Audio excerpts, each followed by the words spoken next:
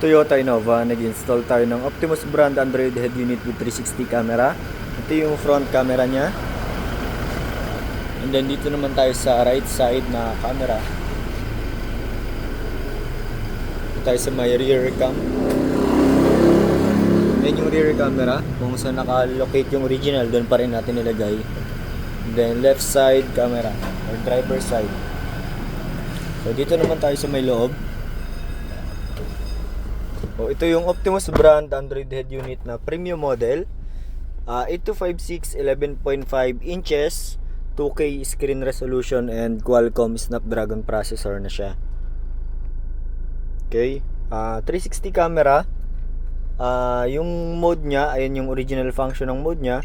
And then pagdating naman sa 360 camera, ang shortcut button ng 360 camera nandito na mismo sa baba. Okay. Steering wheel control, volume down, volume up. Next, previews. Okay, working. And then 360 camera, all sides of camera nagre-record.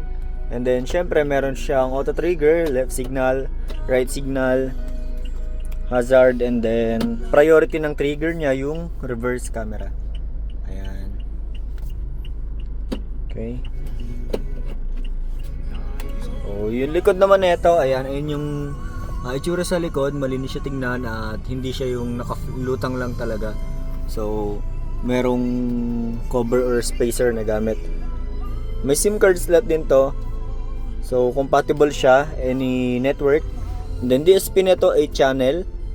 Ayan, may selector 4 channel, 5.1, 7.1 and 8 channel.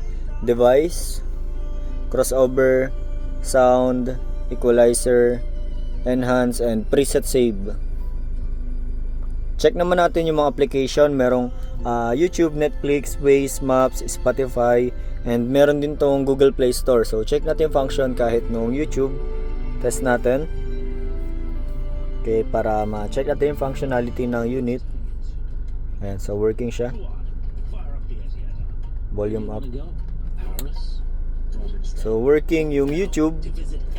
And then ayan, next kinontrol natin dito sa steering control. Previews, okay.